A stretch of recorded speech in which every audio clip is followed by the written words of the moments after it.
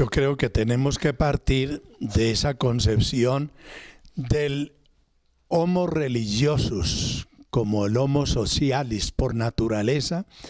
El ser humano es un hombre sociable y un hombre religioso. En el sentido etimológico de la palabra, busca una relación entre lo eterno y lo temporal, lo mortal, lo inmortal, lo espiritual y lo material. Y muy unido entonces la filosofía a la teología, que principia el hombre como persona a hacerse unos interrogantes. ¿Quién soy yo? ¿De dónde vengo? ¿Para dónde voy? ¿Para qué la vida? ¿Por qué la muerte?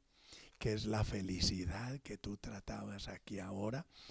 Y entonces principia a buscar unas respuestas a eso. Y no, eso es tan antiguo como moderno. El hombre en todos sus progresos, tecnología de punta que hay en todos los ramos hoy en día, sigue insatisfecho con las cosas. Busca un sentido de trascendencia, de inmortalidad, de lo imperecedero, por comparación con lo terreno, lo perecedero, lo transitorio, en una búsqueda de eso, de lo permanente, de lo eterno, de lo inmortal. Y entonces es por naturaleza un hombre religioso. Por eso antes de hablar de espiritualidad budista o de espiritualidad en los aspirantes al sacerdocio, tenemos que tener presente que el hombre, por ser persona o animal racional, es religioso, busca una relación, unas respuestas a eso que él como persona está interrogándose. ¿Para qué esto? ¿Por qué aquello? ¿Para qué la vida? ¿Por qué la muerte? ¿Qué es la felicidad? Esta mañana en la Eucaristía, me tocó a las 7 de la mañana, tenemos el sermón de las bienaventuranzas, parte del sermón del monte, la constitución del cristianismo, y eso es inaceptable. Eso suena a escándalo, eso produce risa si no es desde la fe. El sermón de las bienaventuranzas.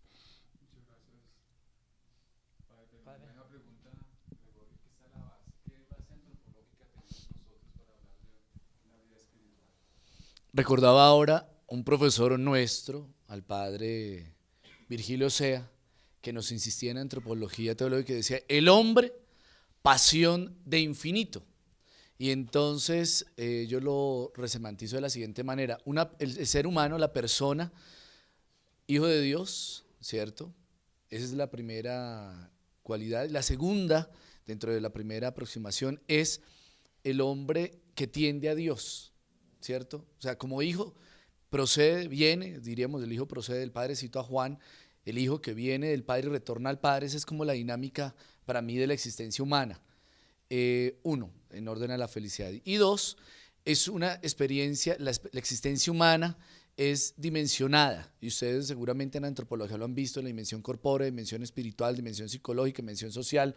Entonces es una persona en la que en su desarrollo, lo que seguramente vieron con el padre Hernán, con diferentes palabras tal vez, pero es un hombre que se va desarrollando, que es un proceso, que es una dinámica, y que desde lo que la persona es, pues va desarrollando su respuesta, o puede ser, como él lo decía, puente, obstáculo. Bueno, lo dice la Pastores da Bovis, diciendo puente, obstáculo para el encuentro. Con él hablábamos del seguimiento. Pero bien, es como la persona que procede del Padre, tiende al Padre, mirando a Jesucristo, el Hijo, uno, y una persona, una existencia que es dimensionada en diferentes dimensiones y que el ejercicio es de integración. Por ahí va. Bueno, me gusta este encuentro porque son distintos horizontes y generaciones. Bueno, no se nota la diferencia mucho, pero creo que hace 2 años, creo que cuando entró el padre Gregorio a la rectoría, de las casas, hicimos también algo muy especial. Recuerda aquellos debates o cómo se llamaba, y se iban reuniendo y se iban contando cómo ha ido cambiando o ha ido perfeccionándose el modelo de formación. Quiero yo decir algo sobre el hombre, ya que es el punto de partida de cualquier reflexión y es mi tema favorito, pues le he puesto todo el interés, soy antropólogo, eso me agrada mucho. Parto de una visión integral, obviamente, pero quisiera, además de lo que dicen los padres, decir dos o tres características que para mí son fundamentales, necesarias para plantear cualquier espiritualidad. Primero, el hombre es un ser inacabado. Eso es lo más interesante.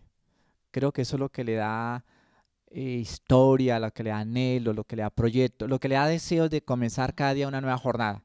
Porque soy una persona inacabada que quiero cada día ir mejorando, ir cambiando, irme transformando. Que de pronto el pasado me trajo dificultades y no quisiera cargar ese pasado, sino poderlo mejorar. Y eso está en manos de nosotros. Entonces, esa es una posibilidad y es una lectura muy interesante.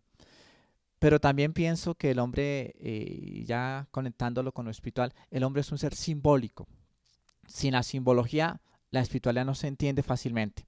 Se hace un discurso muy racional y creo que la espiritualidad es de los pocos discursos racionales y son prácticos, cotidianos, permanentes, y ha sido una de las grandes dificultades, o espero que mis dificultades no sean las de ustedes. Cuando yo estaba en los procesos de formación, pues nuestras espiritualidades eran muy racionales, tan racionales que se hacían cotidianas, y entonces uno no la entendía diariamente el quehacer de la espiritualidad. Pero si uno mira que es un ser simbólico, cambian las cosas. Y la simbología tiene ese valor que hay que hacerla y hay que despertarla y hay que mostrarla para generar otro lenguaje. La espiritualidad es otro lenguaje. Entren por la razón y al mes se les cansa la experiencia. Entren por la simbología y permanentemente la espiritualidad se convierte en una renovación. Y eso trae el punto 3 en mi antropología, y es: el ser humano es un ser problemático. Y esto me parece interesante. No es que le hayan a causar problemas al padre Gregorio, sino problemático, interrogándose. Qué bueno que las cosas no pasen, sino que nosotros le preguntemos a las cosas por qué pasan. A veces quedamos como a la vera del camino y lamentándonos de lo que sucedió, y nosotros somos los agentes del cambio si nos ponemos en actitud problemática. El hombre es un problema siempre buscando soluciones. ¿Y qué sería la espiritualidad? Pues un camino de solucionar ese problema que soy yo, que es mi identidad. El padre Peronel decía, pues, esas grandes preguntas, las preguntas fundamentales, la vida, la existencia, la felicidad, la muerte. Esas tres variables para mí constituyen una experiencia de antropología para plantear el hecho religioso. A pesar de las diferencias generacionales, en mis 38 años que trabajé en equipos de formación en seminarios, me tocó en Pasto y hubo mucha armonía, una complementación dentro de las diferencias, enriquecimiento en la vida comunitaria, en eso de tolerancia, de fraternidad, de aceptar las diferencias, pero sin conflictos, por pequeñas cosas. Entonces pasamos muy bien. A ver, en este momento creemos nosotros como cristianos que una espiritualidad solamente cristiana. No, existe espiritualidad musulmana, judía, budista. Con 38 peregrinos estuve yo en Tierra Santa y después en Egipto, e invité, después de la Eucaristía que celebramos nosotros en el barco, yendo hacia la represa de Asuán por el río Nilo, celebramos ahí la Eucaristía y después los invité a orar, a mirar orando a los musulmanes. Toda la tripulación del barco eran musulmanes. Con qué piedad y qué puntualidad, a las 12 del día, con su tapicito aquí en el hombro, lo ponían y hacia la Meca orientados, tocando el suelo con la frente. Algunos tenían ya su callosidad ahí, a admirar. Al que piensa distinto, dale amor. Al que no te saluda, dale amor. y buscar, los invité a buscar lo que nos une, ese respeto. Las celebraciones de culto de los protestantes, que nosotros, afortunadamente, se ha superado esa época sectaria de pugna entre católicos y protestantes después del ecumenismo que lanzó Juan XXIII en el Concilio Vaticano II. Se ha superado mucho eso, pero busquemos lo que los une en ese terreno de la religiosidad y no nos destrocemos en guerra santa, oiga, qué contradicción, por lo que nos separa. Saliendo de Quito, los últimos días que estuve allá me invitaron a un retiro espiritual a las comunidades religiosas de Quito. Había unas 12 comunidades distintas allá. Yo les insistí mucho en que no intentáramos ser buenas monjas dominicas, franciscanas, del Buen Pastor, etcétera, sin siquiera intentar ser buenos y auténticos cristianos, discípulos, vivir el evangelio. Porque entonces estamos construyendo sobre arena en el aire. Sí, procuramos ser muy eudistas, muy la espiritualidad de San Juan. Es que García Herrero, si en la cátedra de García Herrero nos entusiasmó, etcétera. Y descuidamos el evangelio, el paradigma del hombre nuevo que es Jesucristo. Les hablé de eso. Que intentáramos todos, ellas y yo como eudista también, vivir el evangelio, fidelidad al evangelio, y después sí, las otras espirituales, ignaciana, franciscana, dominica, eudista, son caminos concretos que deben facilitar la vivencia del evangelio. Pero es la espiritualidad cristiana, habiendo, como les digo, otras espiritualidades musulmanas, budistas, judías, etc. Acerca de los elementos, padre René, pues yo diría que hay dos: la ascesis y la mística. Ascesis, es decir, activos contemplativos. Hay una parte que es imprescindible de parte de nosotros, pero el control, el dominio de sí mismo, la mortificación, la ascesis y la tolerancia, el diálogo constructivo en lugar de dialogar continuamente. También fue muy enriquecedora para mí la experiencia de 24 años asesor de encuentro matrimonial. Aquí en Colombia, en Ecuador, en Panamá, en Costa Rica, compartir con las parejas de matrimonios de 30 años, 15, etcétera, sus luchas, sus dificultades, para permanecer fieles a esa palabra que dieron: amarte, respetarte todos los días de mi vida. Bien. Alguna vez me encontré con una pareja en un conflicto tremendo y entonces que no, padre, que yo vine a esto por último recurso, pero yo estoy dispuesto a separarme. Yo escuchando y le dije: ¿tú crees que la vida sacerdotal es muy fácil? Estás muy aburrido, muy harto, lleno de esos problemas de cada día, dificultades con tu esposa y con tus hijos. Hagamos una cosa, cambiemos. Tú te metes de cura y yo me voy con ella. Dijo: no, padre, eso sí no. Bueno, todavía daba chispa. Bien. Entonces, para mí eso es como la dinámica. Entonces, el hombre que va viviendo su experiencia de configuración con Cristo. En este caso, o sea, me oriento específicamente, no para todas las personas, aunque podríamos por el bautismo extenderlo, y pues que va a ir buscando sus experiencias espirituales, ir procurando, lo que tú también ya decías, el tema de identidad, intimidad y donación, que va viviendo esa dinámica de identificarse con Cristo, de tener intimidad con Cristo y darse en la misma medida que el Maestro nos enseñó, que es la experiencia del Evangelio. Para mí el fundamento de toda la experiencia espiritual está en el Evangelio.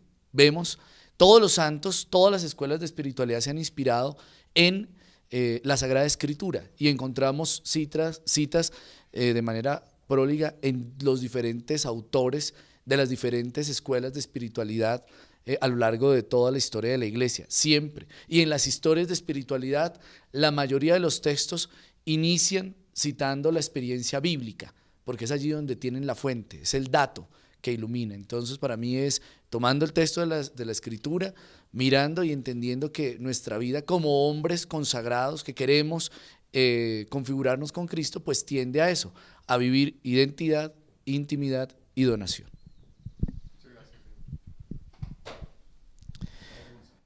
Bien, la vida espiritual o espiritualidad, estamos en Pastores Daubobis, está el capítulo 3, dice una frase que yo creo que es para todos muy agradable, porque la vivimos y creo que eso fue lo que nos trajo acá a esta experiencia de vida ministerial, en nuestro caso, mi vida pues en búsqueda del ministerio, y es la vida espiritual es vivir según el Espíritu Santo. Creo que ahí hay una gran reflexión y atrapa nuestra vida. Yo les pregunto a cada uno de ustedes, ¿por qué vinieron? Y la respuesta unánime es, el Señor me llama y el Señor me llama a través de una experiencia de oración, de espiritualidad. Entonces, es una vida según el Espíritu. ¿Pero qué es un hombre espiritual? El padre Pedronel antes dijo algo que me gustó mucho, es un paradigma. Mira que la vida espiritual es un paradigma. No lo había pensado así, pero me parece muy interesante. Y eso que no fui a sus encuentros, padre, a encontrar. ¿Usted sigue aquí en encuentros, padre, o no? No, bueno, entonces, un paradigma es la gran experiencia y el padre Gregorio dice algo muy interesante. Para mí, ¿qué es una persona espiritual? Y hay una frase que me gusta mucho y es, la persona espiritual es el experto en humanidad. Vea tan bonita esa frase. Pareciera mía, pero no es mía, es del Papa Juan Pablo II. Entonces, es esa persona espiritual. ¿Ve? La persona espiritual es esa persona experta, en nuestro caso, digámoslo en contexto masculino, los expertos, nosotros, los expertos en humanidad. ¿Expertos cómo somos? ¿Qué hace la espiritualidad? Nos hace conscientes. Yo quisiera que pensáramos eso. La espiritualidad nos va ayudando a ser conscientes. ¿De qué? De escoger el mayor valor, el valor supremo. Y ese valor, y la espiritualidad va por eso a conectar valor, espiritualidad con pastoral, con caridad pastoral. Dice Pastores Daubobis. Entonces, si logramos unirle a nuestra espiritualidad ese proceso de discernir, de ser conscientes, pudiéramos ir escalando y convirtiéndonos cada día en personas más espirituales, por lo tanto, más expertos en humanidad.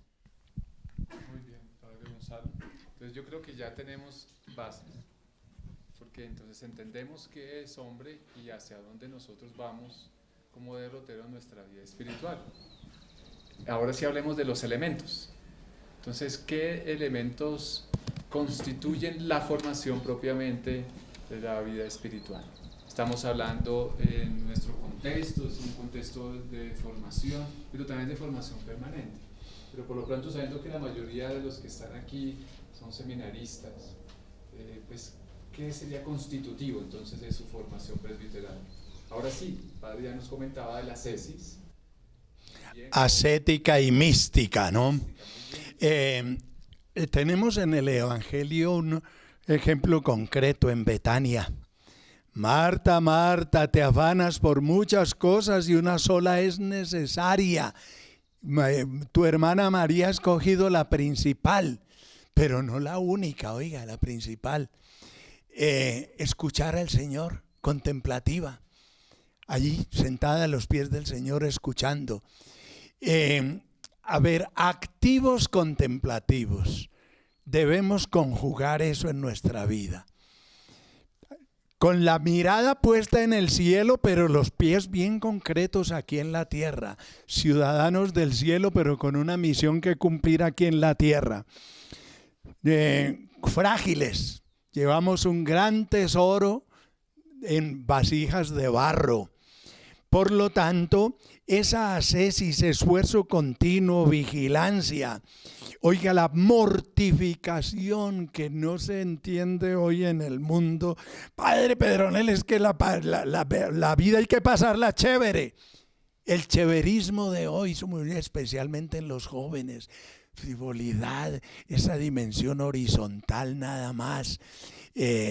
Por lo menos por allá tienen implícita el sentido religioso, pero se olvidan con mucha frecuencia, sobre todo en nuestro contexto, mortificación, vigilancia, prudencia.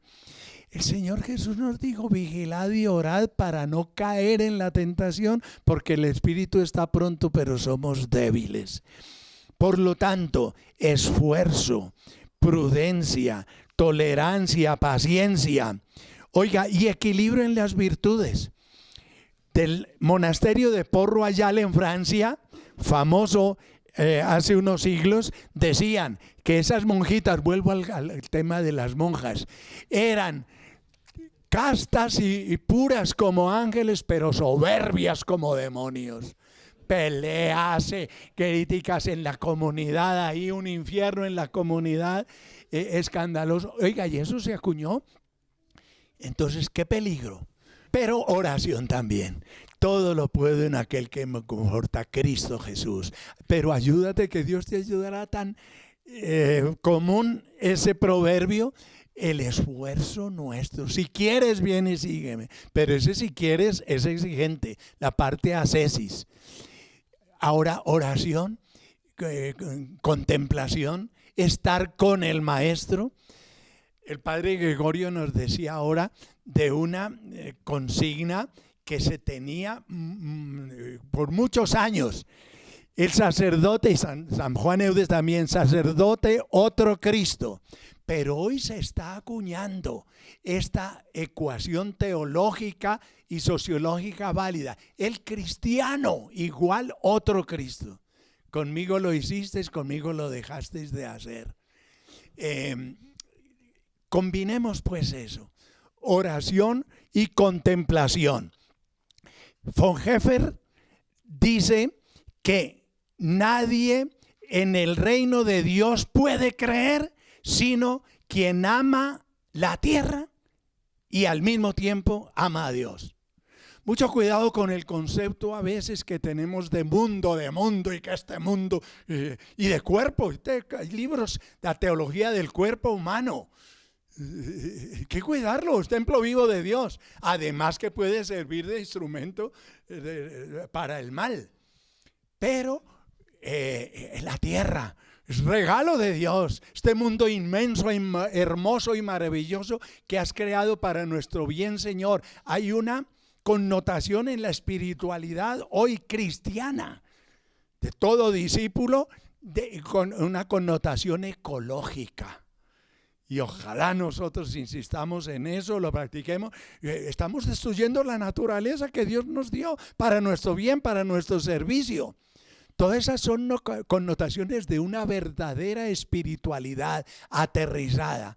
Ama la tierra, mejórala. El padre García Herreros decía con mucha frecuencia que todos nosotros dejemos este mundo mejor de lo que lo encontramos. Que nadie se quede sin servir, porque el que no vive para servir no sirve para vivir. Y que todos dejemos un rayón profundo en la página de nuestra existencia, huella en este mundo. Eso hace parte de la espiritualidad, no solamente de aquí para arriba, sino también de aquí para abajo. Por mis rasgos de personalidad, que ustedes bien conocen y tú también,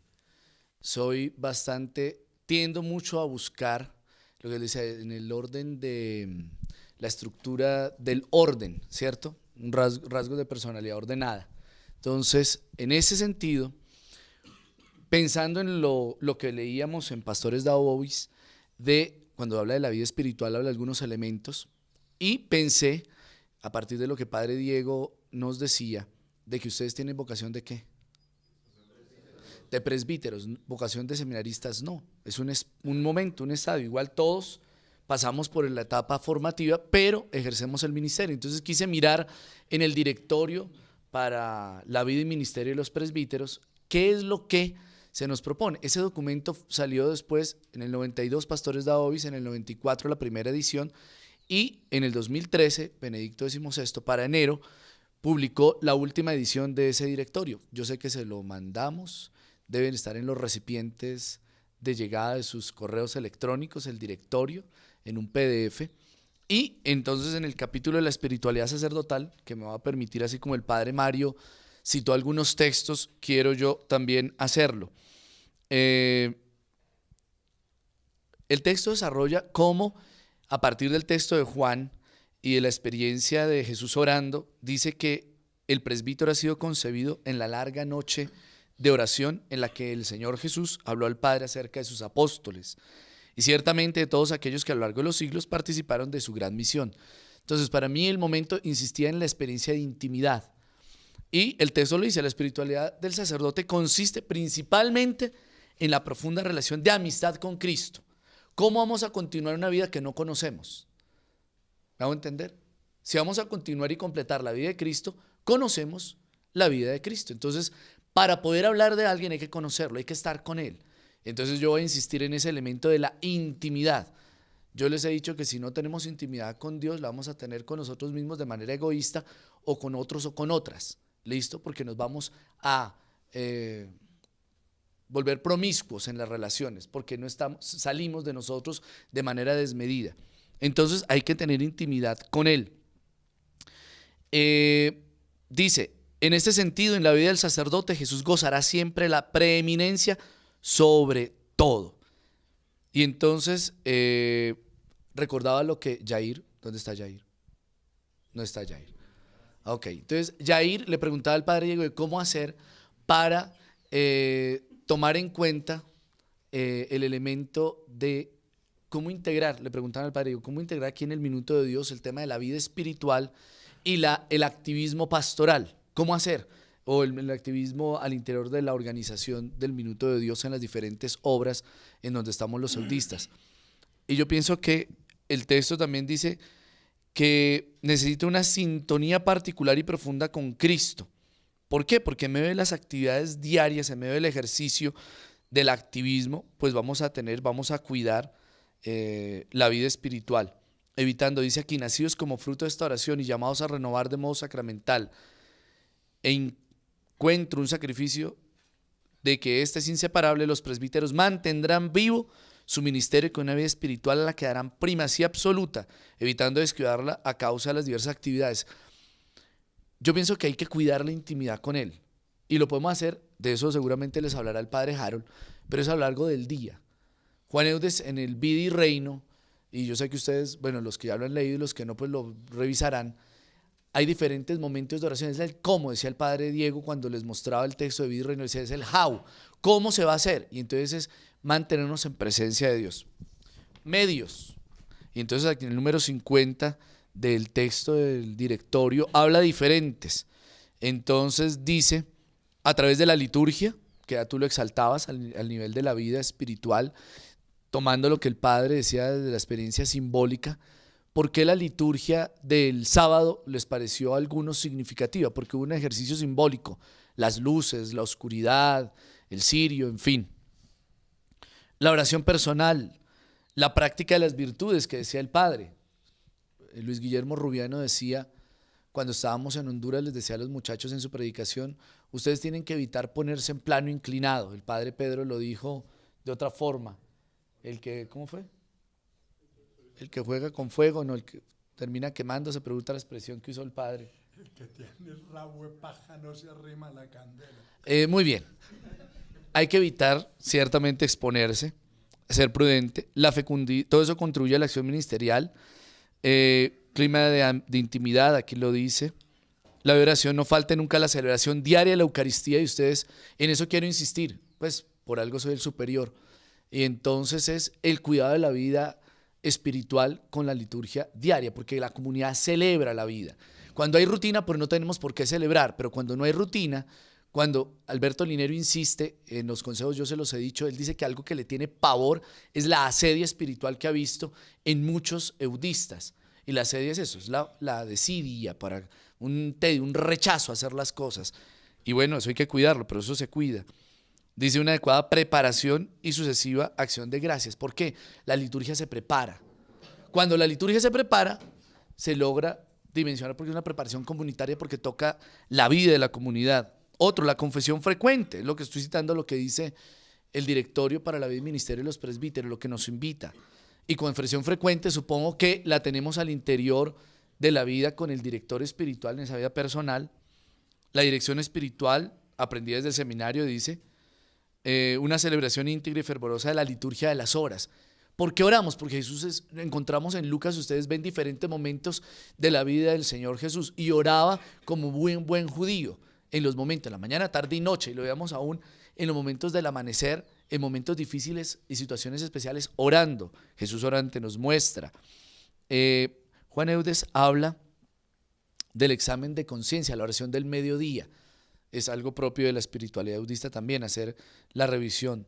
Y de la oración ignaciana también, la oración mental, la lección divina, los ratos prolongados de silencio y diálogo, los ejercicios y retiros espirituales periódicos, diversas devociones. El padre Diego les decía que Juan Eudes insistía que la práctica más hermosa es abandonarnos al Espíritu Divino, y si Él nos guía, pues Él nos va a conducir. El rosario, el Vía Crucis, otros ejercicios piadosos. Juan Eudes habla de que una lectura espiritual es orar. Hablar de temas espirituales es orar. Entonces podemos tomar también esos elementos que nos ayudan. Y en fin, un montón más de cosas que podemos citar, pero principalmente para mí es el tema de procurar y cuidar la intimidad. Porque si hay intimidad, si hay identidad e intimidad, y si hay intimidad, podemos salir de nosotros mismos, continuar la tarea de continuar y completar la tarea de Cristo, lo que le falta a la pasión de Cristo, si lo quisiéramos ver así. Estamos partiendo en presupuesto que es la espiritualidad, la pregunta anterior sobre la vida según el Espíritu, que es el texto de Lucas 4. Mira que es el proyecto de Jesús. Jesús comienza su vida pública haciendo su entrada a la sinagoga y leyendo ese pasaje de Lucas capítulo 4, que es el mismo de los pocos que se citan explícitamente en las constituciones. Lo encontramos explícitamente en las constituciones. Entonces, la vida según el Espíritu. Entonces, movámonos. Y dije que era una experiencia que es muy cómoda para nosotros, porque nosotros, la vida espiritual es la vida según el Espíritu. Y nuestras dinámicas de oración y nuestras dinámicas de renovación, pues, condensan eso de muchas formas. ¿Qué pudiera ser los elementos? Pues, todos estos que han presentado los padres, pues, no los voy a volver a repetir, sino quisiera llamar la atención en 2 o 3 que me parecen interesantes, y están en el capítulo 6 de Marcos. Voy a decir el menos importante y voy a ir subiendo a llegar a lo fundamental. Un elemento importante de la vida espiritual es saber descansar. A mí me parece que eso Jesús lo valoró muy bien. Nosotros pensamos que somos muy espirituales porque somos muy activos y porque la actividad nuestra hasta no nos da tiempo de cumplir las necesidades fundamentales, el reposo, el alimento, la visita a la familia. Bueno, todo eso como que va pasando a un segundo plano porque quisiéramos que nos rotularan sinónimo de oración igual acción. Entre más acción, mayor espiritualidad. Y creo que no es una ecuación siempre real. El hombre espiritual es el hombre acertado. Y un día los discípulos, Jesús los mandó a predicar y a trabajar. Bueno, Jesús tenía mucha confianza con ellos. Y vinieron, ellos se quedaron en la exterioridad. Nos fue muy bien. ¿Y saben qué les dijo Jesús? Vengan y descansen. Y lo dice el versículo 31 de Marcos 6. Lo tenía listo y se me apagó esto. Bueno.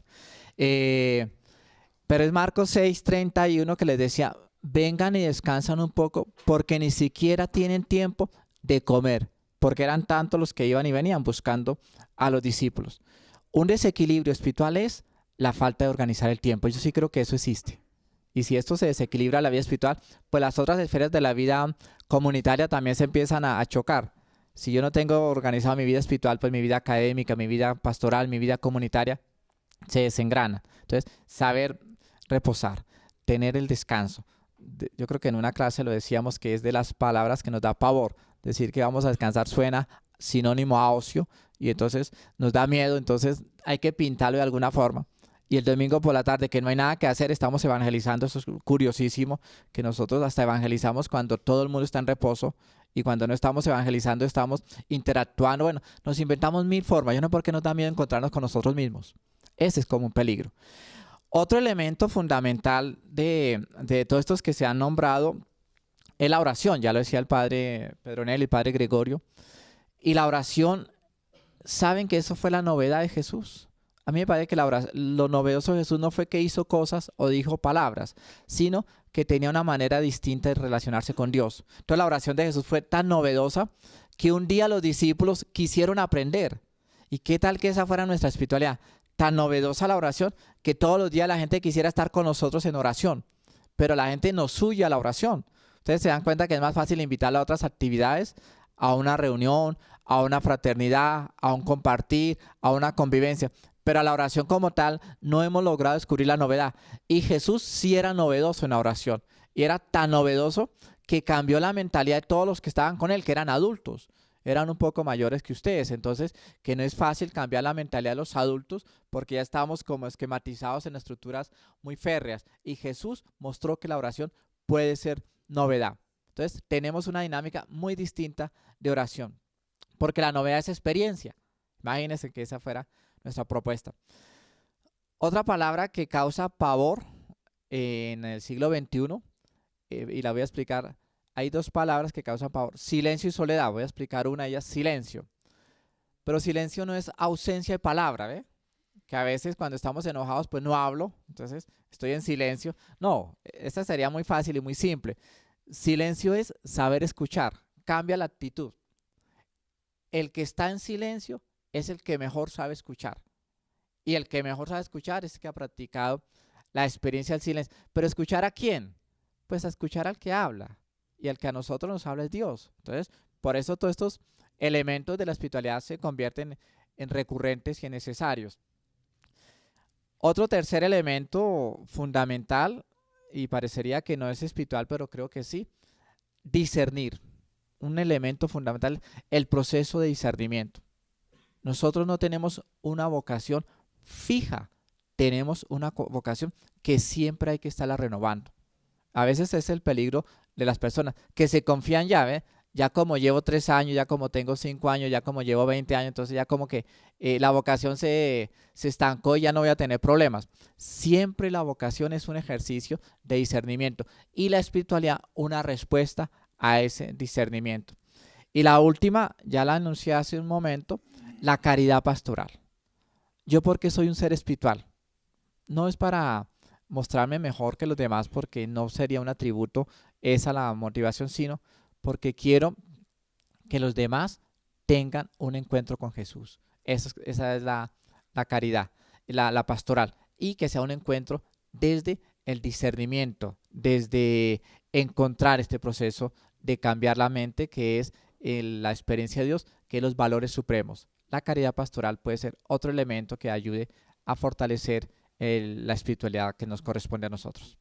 Hay una canción titulada Los sonidos del silencio. Es que no es abstraerse de todo, sino aprender a escuchar.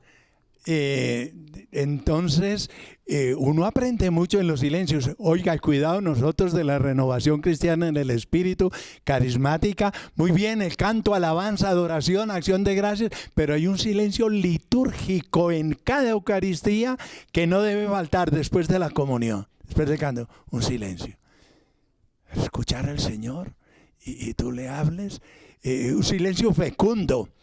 Y ahí viene, yo quiero descubrirles un dinamismo de los votos religiosos, que ahora no son tan religiosos, sino que los laicos lo están asumiendo a raíz de aquello cristiano igual a otro Cristo.